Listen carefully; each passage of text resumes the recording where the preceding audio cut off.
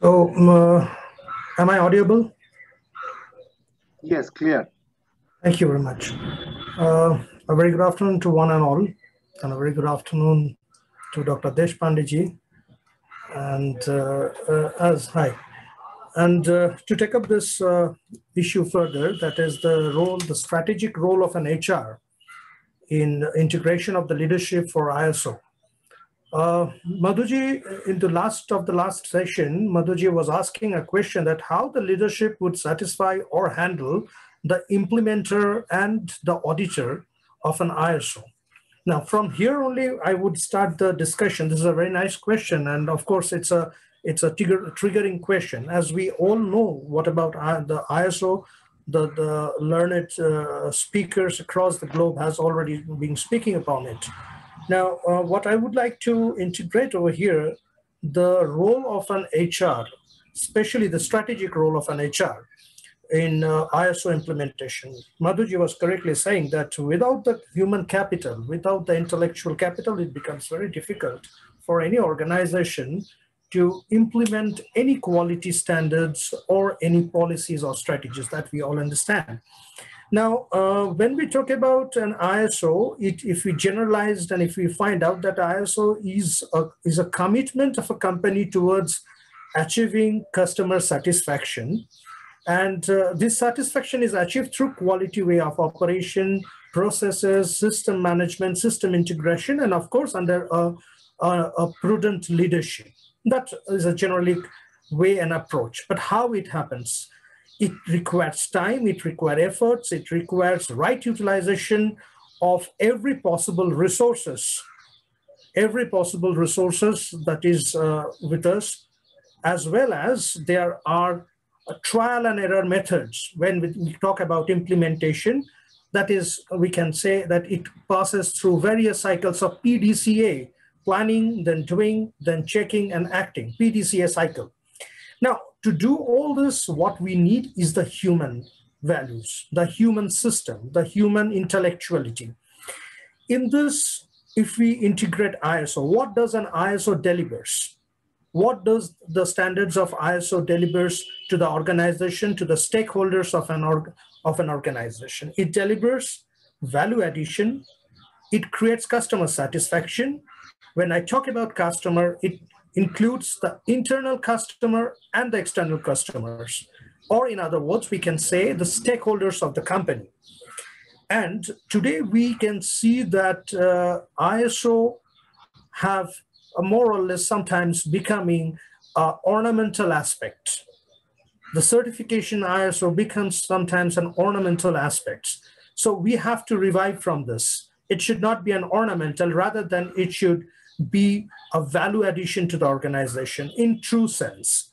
So to do this, first and the foremost thing, we need to understand that the ISO is implemented on a system, a process of an organization. Now, if I talk about a system, what does a system consist of? System consists of numerous processes integrated together. What does the process consist of? It consists of individuals. Now comes the HR role. When we talk about individual, if we break down the individual, what comes to us is an integration of different type of psychology. So when we require is addressing the psychology of people. In what way? The psychology should be addressed with a target of developing a quality culture, a quality consciousness, and a quality thinking process.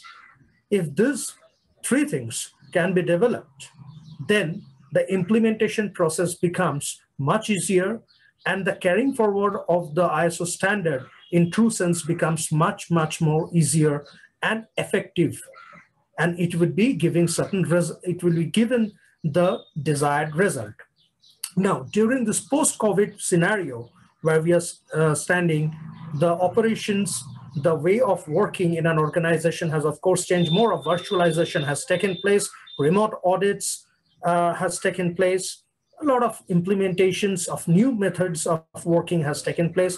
The psychology of human beings have declined due to a lot of breakdown in the organization, due to a lot of retrenchment happening. So in this scenario, if we have to maintain a quality way of working, we need to replicate, or we need to say, we can say we have to enhance the commitment, devotion, and dedication. I repeat, commitment, dedication, and devotion of an individual towards an organization in manifold ways.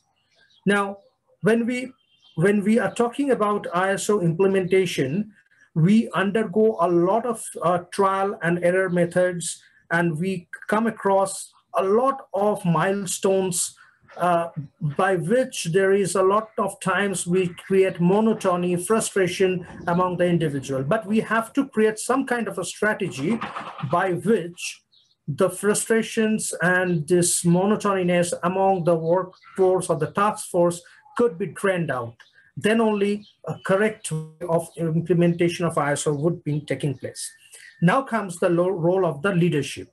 Now, when we talk about leadership, we're talking in the pre-COVID scenario, we would be talking about leadership on a very generalistic pattern. But now it's a time that when we have to talk about visionary leadership. We have to talk about visionary leadership with anticipatory skill, with the anticipation of the future.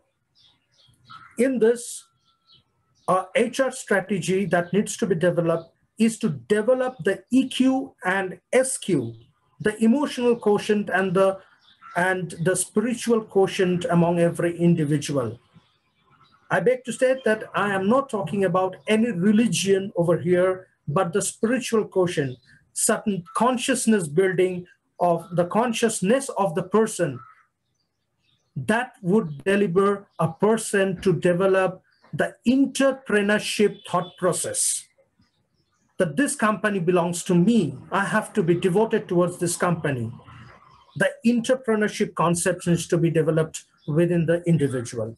Now, if I talk about the various stages of quality evolution, there are 10 stages. There are 10 stages how the quality of an organization, quality of a process delivers. As I was talking about the system and its subparts, from system to process, process to individual, individual to psychology. Similarly, quality, how the quality develops. The first is quality consciousness. From it develops a quality mind. From quality mind develops a quality approach. From the quality approach, a quality individual. From a quality individual develops a quality team. Team develops a quality task force. From the quality task force develops a quality process or operation. From quality operation, it develops a quality system. From quality system, it develops a quality organization. Here it doesn't stop. When we have a quality organization, there would be a quality-oriented development, which is a continual process that we need to focus upon. Now, I would just shortly share a screen that's called the IDM model, which can be parallelly adapted by an organization when we talk about implementing ISO or any quality standard so forth. This is a very pertinent process, a 4-stage process, which is much more relevant to this post-COVID scenario. I would like to share the screen. Is my screen visible? Hello? Yes, it is. Yeah. Yes. Okay. Yeah, it is visible. Okay. It is visible. Okay.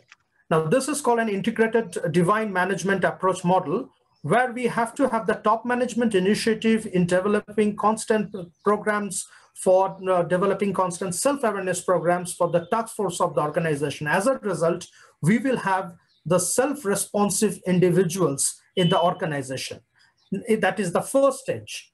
And in the second stage, if we go, the self-responsiveness of the individuals would be the input, and this would be the most important part, which is called about the fulfillment of needs of higher order. That is, like we all know about the Maslow's hierarchy of need. So these are the needs of higher order, which includes peace, harmony, calmness, and fellow feelings, that has to be developed. Then what we gain is management by consciousness. Now, when we use management by consciousness, it's establish values, creating a purpose for every individual in an organization, which creates a visionary leadership. And this is the point where employee is transformed into an entrepreneur. And when we talk about the visionary leadership, what we achieve is yoga karmeshu kushalam. That's a specific terminology or the Sanskrit phrase from the Indian mythology, which talks about that excellence at work by its own virtue.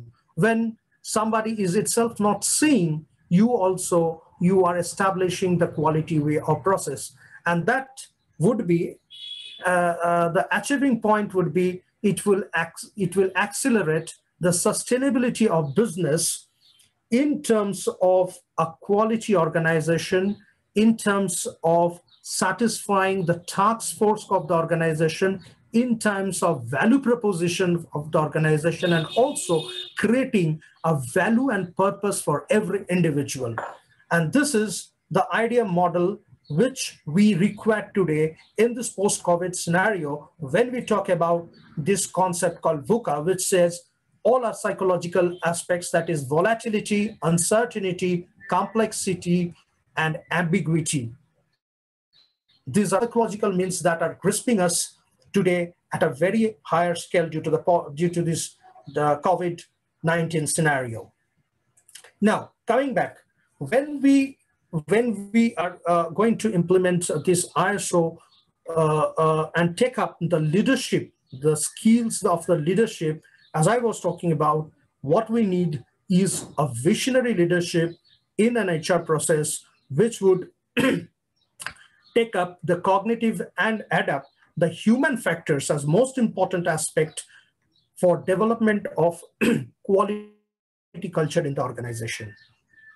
And last but not the least, we have to understand that every organization has a COQ, cost of quality. Whenever we are implementing certain concepts of quality or we are implementing certain standards of quality, we have to understand that there is always a cost.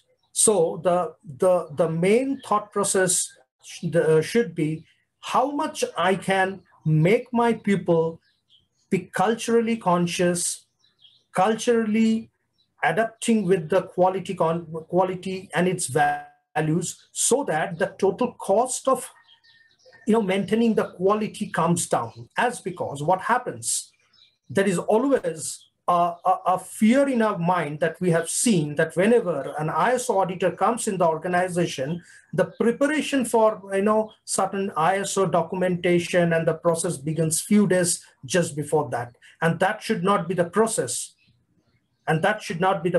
It should be something which should be carried out throughout the whole surveillance period or the period from one audit to the next audit. So as it is to be carried out, we have to understand who is going to carry it out. It is the individual who has to carry it out. Then only the system would carry it out. So if the individual has to carry out, we have to address to the individual's mind and implement the quality consciousness in the individual's mind. And then only we can really get the benefits of implementing any standards of quality when we talk about. Last but not the least, I would end my talk with a quotation by Henry Ford, who says, "Quality means doing right when none is looking." Absolutely, I believe this is what we have to understand at an individual level, that how quality has to be implemented and the role of a leader in motivating, guiding, and taking forward the individuals towards implementing quality standards and quality means of working in a productive way in an organization. Thank you very much for giving me this opportunity, Madhusudan ji, Mr. Gupta, and all the team members of Alvin. And now I would request my co-panelist, Dr. Deshpande, a very learned person, to please share your views, sir. Thank you very much. Nice day ahead.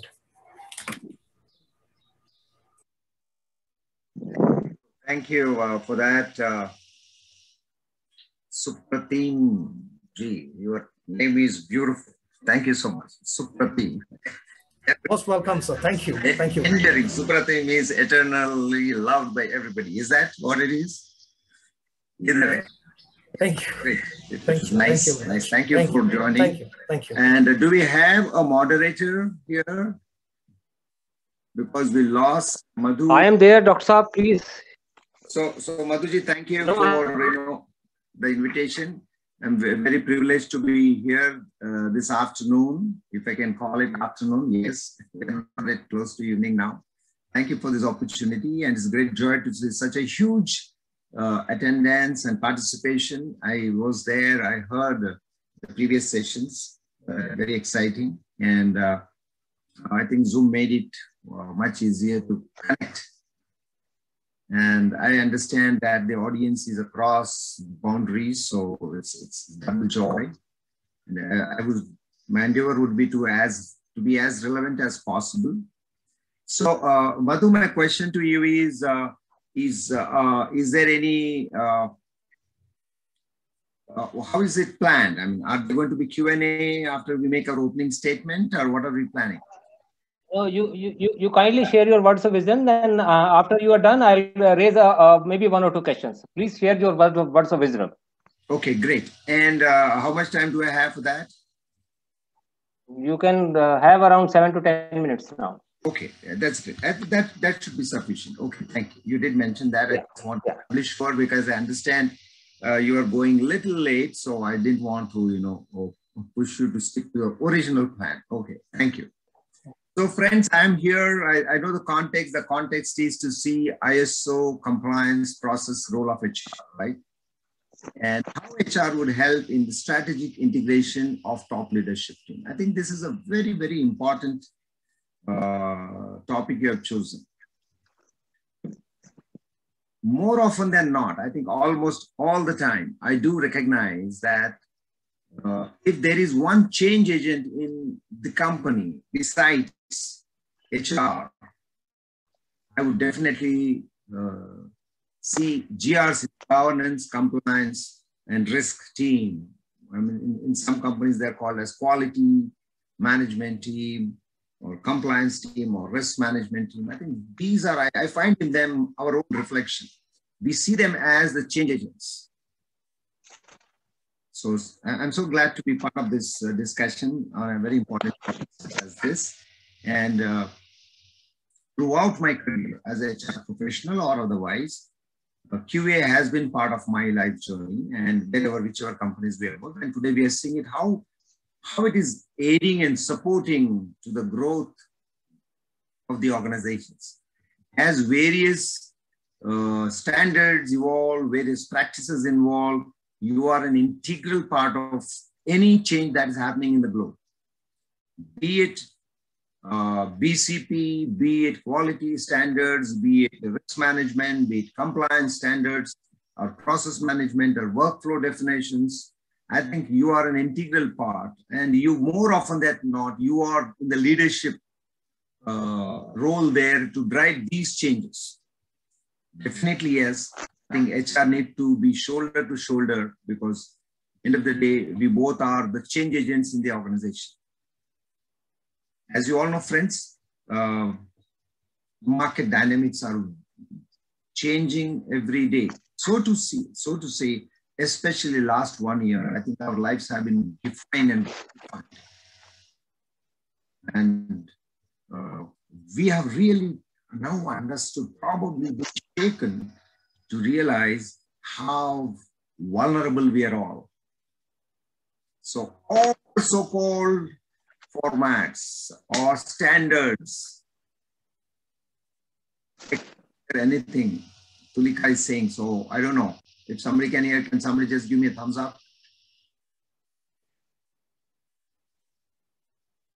Yeah, we are able to hear. Okay, I think that might be a specific. Okay, so I was saying thank you. We are able to hear you. Yeah, so thank you for that. So I was saying that whatever standards are getting evolved over a period of time, and we have lived with, starting from ISO to now, the environment, the health, the sustainability, the business continuity standards. We have come across so many standards. If I see within entity NetMagic itself, I have a list of 17 to 18 different certificates that we have. As a part of that, HR goes to various audits. Believe you me, it is very, very, very, very daunting at times that almost every month we have 2 or 3 audits, and it keeps at least 2 or 3 of my team members busy with the audits. And each one is worth it because it only helps us to become better and better. The kind of business we are in, data center business, infrastructure management business, where IT security is very, very important. We are supporting mission critical applications across the globe. GRC team is definitely playing a very important and pivotal role today for us. And I'm sure so many such organizations. Today, everything is, there are no boundaries. We're all working on internet, purely internet. I think I was doing some reading and I was surprised to read that the IT infrastructure is, till now we thought that, if I need to move to work from home or adopt a hybrid model, suddenly the COVID hit us so hard that overnight, in a week's time, some companies took longer, but we took about two days to move to work from home model. And the next few weeks, we paid attention to, of course, we had fantastic IT security monitoring system, the firewalls, and you name it, the VPNs of the world. It was a very easy journey for us. But imagine a company which doesn't have facilities, right? And then you cannot keep on adding more servers and firewalls. You need to, now I think the only channel we need to rely on is on internet. Right? And then the person is working from everywhere. I mean, they're working from wherever they can. So work from home has become, work from anywhere has become a norm. And that is going to change your world. How are you going to ensure that you continue to support on so many certifications, the global standards, right? There are a whole lot of things are going to change there as well. And you will only come and make us implement those practices. So we see you as very important arm of HR or any change agent in any organization. So I can understand, I mean, the pain, that the challenge that we face as partners in this change management are immense and huge. But more importantly, as standards evolve, as practices evolve, right? As the world around us is changing, and there's a talk of a couple of more pandemics in the next years not gone. We are still not out of COVID, but we've gone through so much of change in the last 1 year. We have now given up to forecast, we have taken one mantra that come what may, we need to be prepared to deal with it. And that mindset is just, and is happening within organizations. The customer interest, how do I service, how do I ensure I comply to all the norms, the delivery to the customer, the safety, the risk factors, and employee goodwill and everything, right? So all those are getting addressed in a very different way. I think all that is coming from where? The need to be relevant, the need to survive. Human beings have the only gift God has given us is the art to survive. I think every organization, every individual or a society or a family, they know it is to survive. And that is the most critical piece.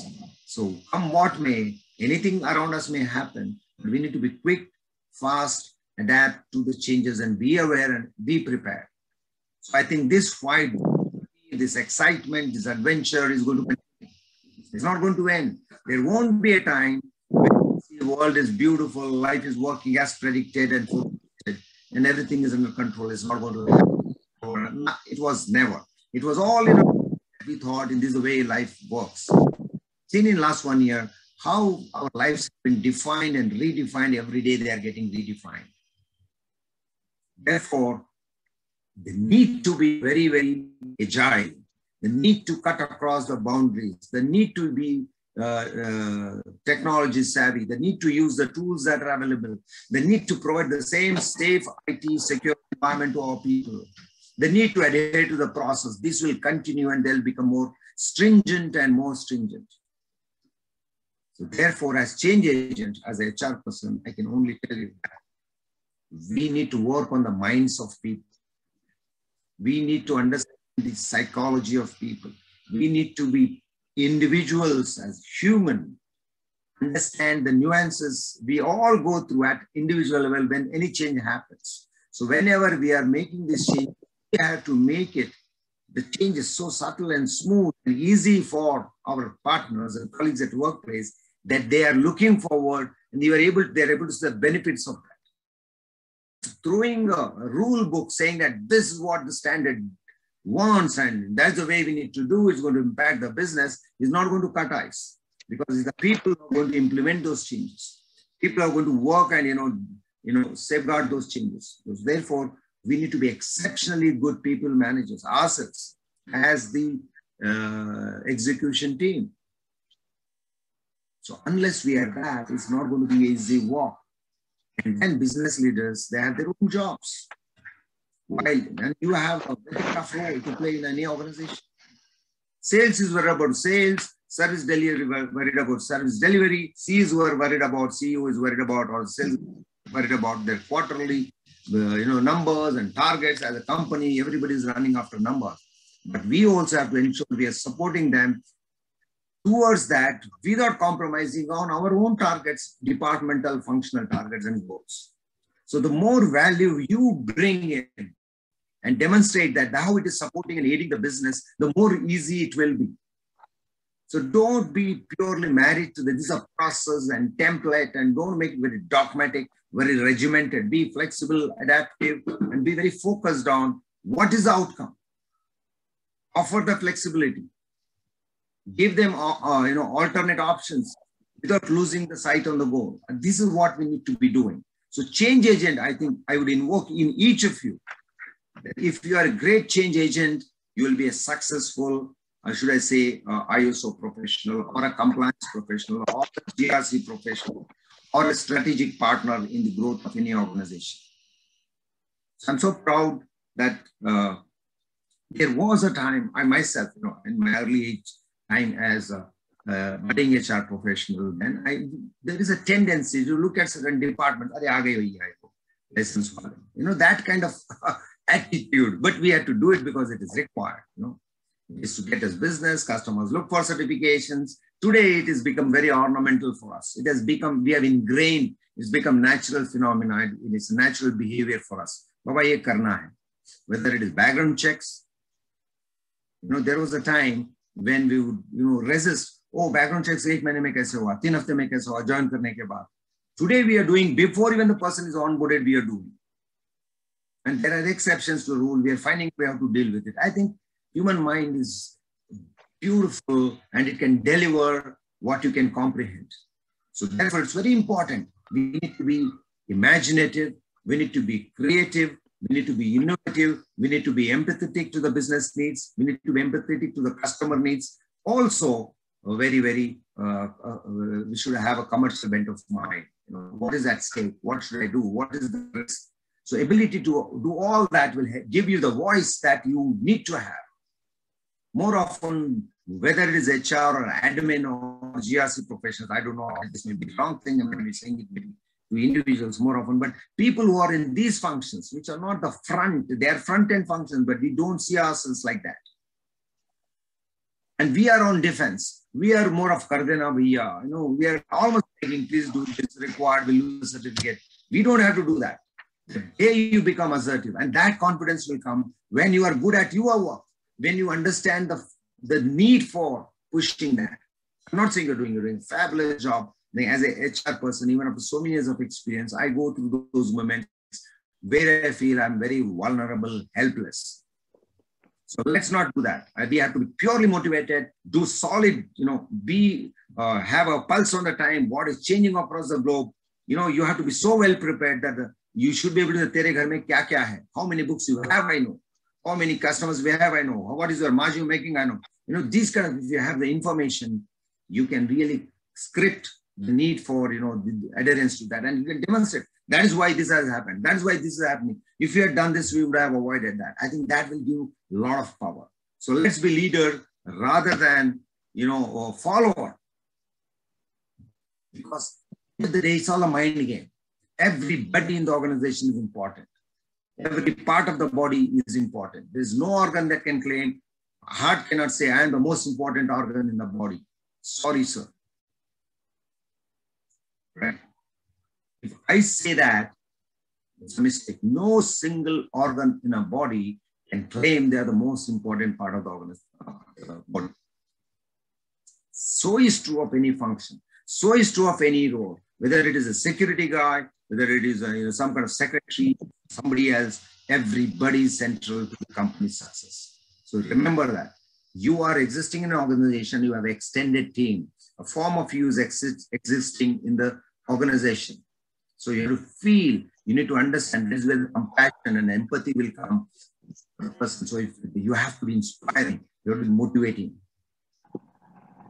No different, we're all same, running with a common goal. So let's do that. And that is where you will realize the beauty, and the world will realize in your world of the company you're working in, you realize that you are central to their success. And that is when they will be more happy to openly, take part and volunteer to support every project that you take. On that note, Madhu, thank you again. I think there's so much we can talk about it because change management is continuous. Yeah. Thank you so much. Definitely, it was really insightful, Dr. Saab. It was really, really good we were mesmerized to hear you. We can go on and on, but we have time limits, and I'll have another 2-3 minutes with you, two speakers. I do not have the authority to question you, but as a moderator, I have some liberty which you have given me to ask some questions, because you said you have been a part of the question and answer scenario all through your life. So I'll have just 2 questions, very quick, very brief questions. And as I feel, because I also hail from this HR fraternity, I have handled enough of it. We HR professionals are always thinking that we are always at the answering mode. But we always remember that this answering mode starts with the first letter, that is A. The rest comes later on.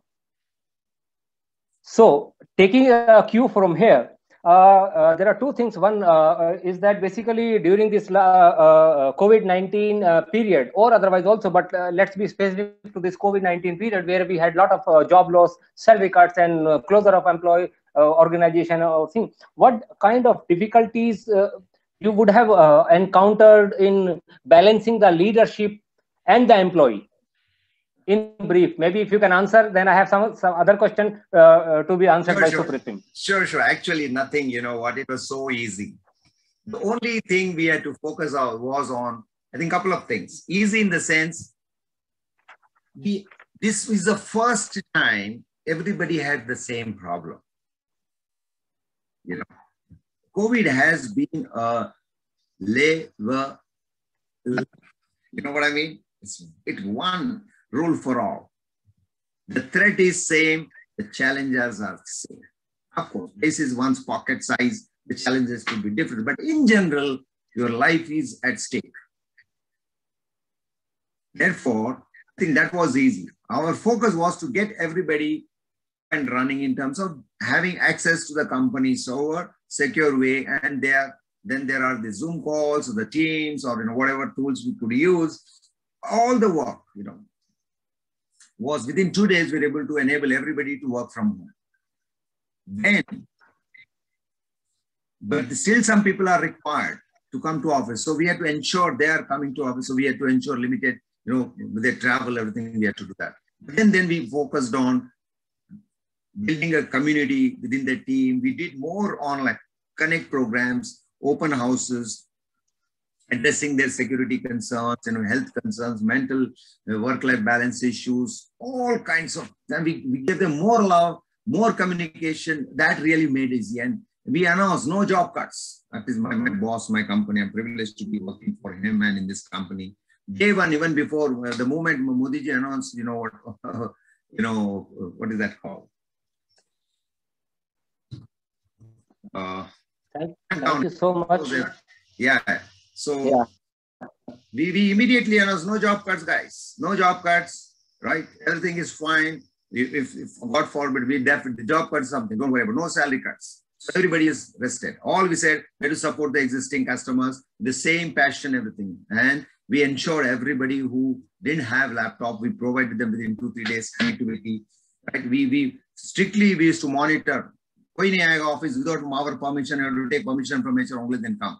Only necessary people were identified. Even today, we are running for last 1 year the same story, and it's really helping us. So employees saw we used to have entertainment programs, we used to have town halls. We did more town halls than we in normal times we do. We arranged for yoga classes, the Zumba classes, there are a lot of health-related seminars, vaccination pe humne kiya, COVID pe kiya, what precautions we should take. We provided. We used to run COVID help desk. We used to publish in cities that we have offices, how many cases, what is happening there, what precautions they should take. Today, anybody COVID case, we have today, I can tell you, till now, at NetMagic, we have had an extended, not more than 47 cases, all safe and sound, they recovered. Their family members, there were another 130 of them got impacted. Unfortunately, 12 to 14 of them lost. And they couldn't survive because they're above 75, 80. They had already conditions, right? So otherwise, we are tracking day-to-day basis. We are publishing. We are looking at future of work. We say, why you need to come to office? We are questioning our HOD. Work from home. Be safe. Ghar se bahar jayega, pakadenge hum log. We are showing more love than normal times. It's really helpful. Thank you so much, Dr. Saab. I have another very brief question to Supratim.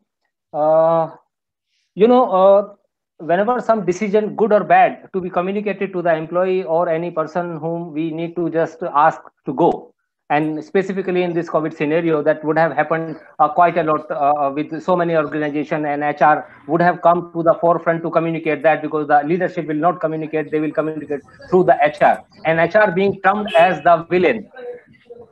So as we see from a mythological point of view, as you were talking about the spiritual quotient and the emotional quotient in the leadership, we study also at some point in time or the other, Lord Krishna was there in the Mahabharata Kurukshetra Yuddha, and Arjuna was not willing to do the job.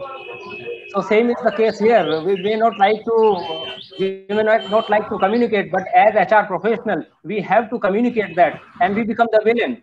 So how do you relate these two theories, like Lord Krishna telling Arjuna to do your duty, this is your duty. Your own people are sitting there, they are all there to fight with you. You have spent time, like in the same case scenario in an organization, as an HR professional, you have been friendly with all these people over the years, and suddenly you have to communicate to them not to come.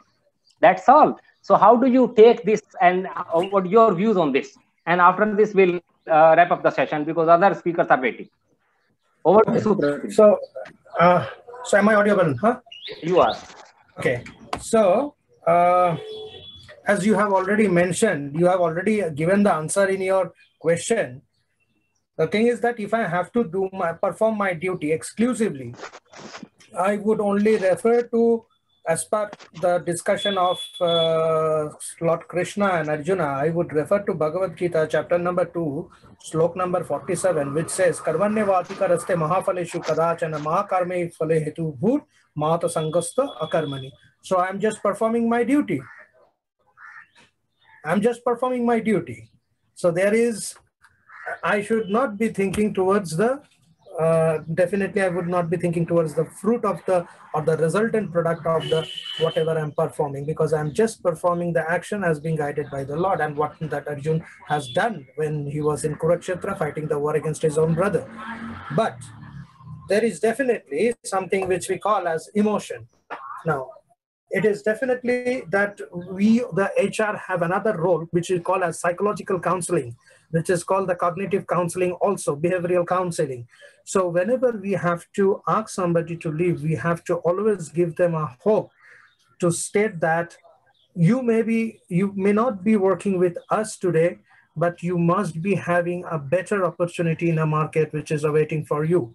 That's what I do. And I also guide them that whenever you require, you can definitely turn out to me, and I would give my best of best suggestion and help you out. And even out of the way, I go to assist them if the person can be assisted to get placed in some other companies, because I already know their profile and other aspects. So the role of the HR is just not confined within the protocol or the cabin where we sit, but the role of an HR is much more extended, because we have to work out with the human resource, and we must also take care in this mind that as a leader, as an HR strategist, as an HR leader, that we are not only taking care of a single individual who is associated with our organization, but the whole family behind of that person is getting included with it. So we have to take all this perspective in mind, and we have to select our way of working. That's all. Thank you. Thank you, Supratimji. Thank you, Dr. Deepak Deshpande. I hope the audience would have enjoyed this session. A lot of learnings from a human resource point of view, from the emotional quotient point of view, from a real perspective of what an HR role is all about. Why? Yes, thank you. Thank you. We should not always thank you, everybody. Have a great evening. Yes, guided. Thank you so much. Thank you, and I wish thank you so much, both our esteemed speakers. Yeah. Thank you, Supratim. It was wonderful talking.